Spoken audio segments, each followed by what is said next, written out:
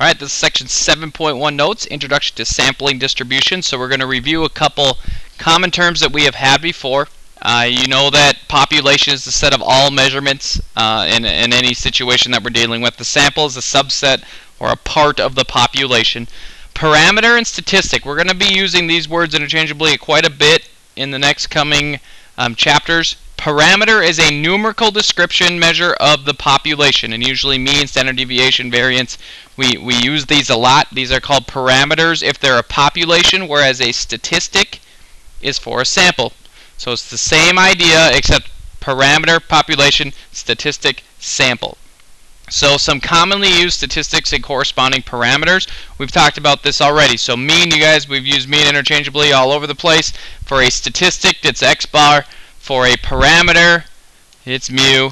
For variance, it's s squared for a statistic, or the English alphabet. We've talked about that. And then parameters, your Greek alphabet, sigma squared. Standard deviation is your lowercase s. It's representing that way, and then parameter is your sigma. So these are three commonly used parameters or statistics, depending upon which one you're dealing with. But they mean the same thing, as just one's in the population, one's in a sample. Alright?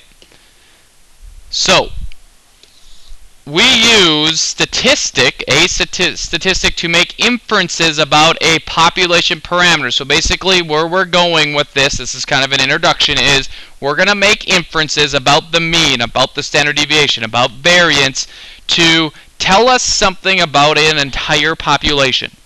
So it can be kind of like, you know, the election's coming up. So maybe in the election they take a sample of people to make an inference about who's going to win the election. So it's kind of that idea.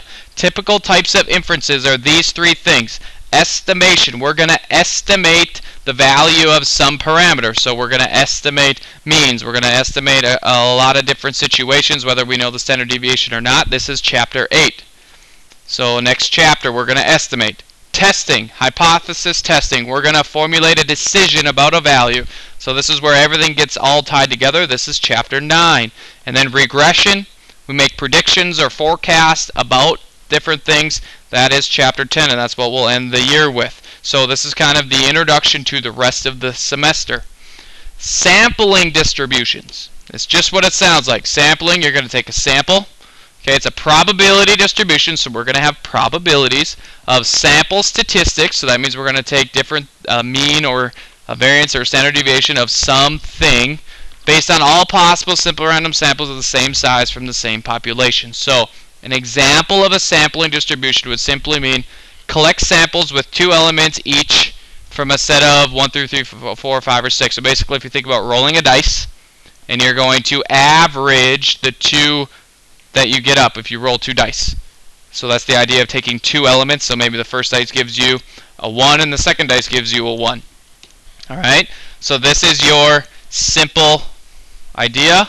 And then we're going to construct a sampling distribution for the mean. Mean means average of size n equal 2. So as long as all of them have 2, so basically 2 dice, or you could roll 3 dice, you could roll 4 dice, but the easiest thing is rolling 2 dice. And you might get a 1 and a 1. Well, the mean for that is 1. You could roll a 1 and a 2.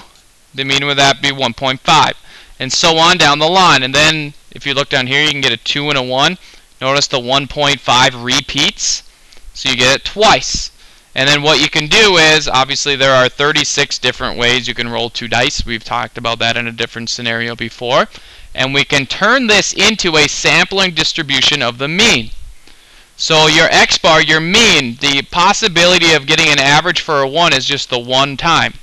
The average of a 3 would be 5 out of 36 times. The average of 3.5 is 6. The idea is, hey, you roll a 7. Okay, that's the idea. Your average would be 3.5. You could roll a 6. You could roll a 5, roll a 4, roll a 3, roll a 2. It's kind of like the sum one, and we've kind of looked at this before. Except now we're kind of looking at it as a mean. That's a sampling distribution. You look at the averages instead of the actual numerical value. And if you turn it into a mean, we can do sampling distributions.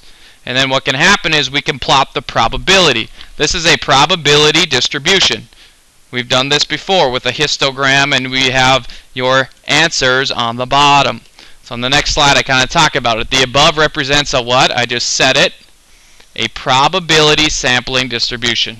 So it's the probabilities, percentages here, and then it's sampling because we did samples. We took 2 at a time and looked at all the possible samples of size 2. This distribution is mound shape and even bell curved, so it's kind of almost normal. And as the number of samples, this is important as we continue on, the number of samples and the size of the samples become larger, it would become even more bell shape. And we're going to kind of discuss this looking at the central limit theorem in the coming days. So that is basically it for the introduction. We're going to do this assignment, and I hope you all have a wonderful day.